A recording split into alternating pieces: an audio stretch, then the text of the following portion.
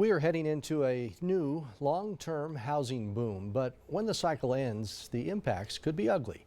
Eyewitness News 3 reporter Caitlin Miklos saw some similarities between what's happening now and what led to the 2008 recession and set out to see if we're heading for another financial crisis. Concerns, staggeringly high unemployment levels, and home values at the highest level since 2006 could lead into another housing bubble. And then that happens. What is that? That's America's housing market. But economists say the big short is a long shot. What we see is really a tale of two economies. ISU economics professor Carl Geisler has been looking at economic spillover for years, although there might appear to be similarities between what's happening now and what led up to the 2008 housing bubble. He says the outcome will not be the same. He explains we're seeing a run-up in housing demand despite record levels of Americans out of work because of a widening inequality gap. Those who are relatively already well off have bounced back, and those who were struggling to get by before the pandemic have really yet to see economic relief.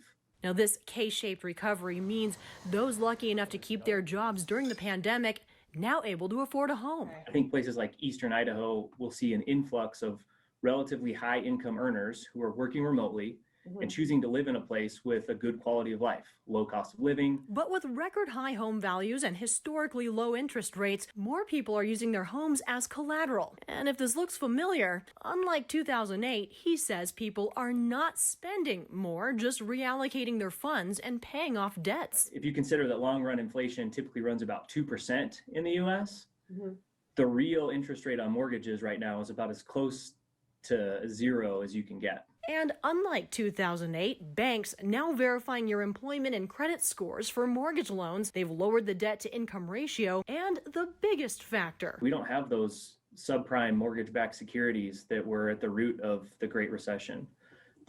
Those were held by every bank and hedge fund and mutual fund, and we just don't have that systemic risk anymore. So even if people have mortgages they're not able to repay, the same risk just isn't there. Even if we do see an uptick in foreclosures, which in the next year or two we probably will see an uptick in foreclosures given the sustained high levels of unemployment, I don't see that leading to an economy-wide crash like we had in 2008. He adds the key to avoiding a financial crisis is bringing mortgage rates back up slow and steady. But he says that can't happen until unemployment returns to pre-pandemic levels and doesn't expect that to happen until 2024. So although it's not time to start betting against the housing market, he says the smartest thing you can do is to use the low interest rates to pay off your looming debts. As interest rates go back up and inflation heads back toward 2%, that's the Fed's target.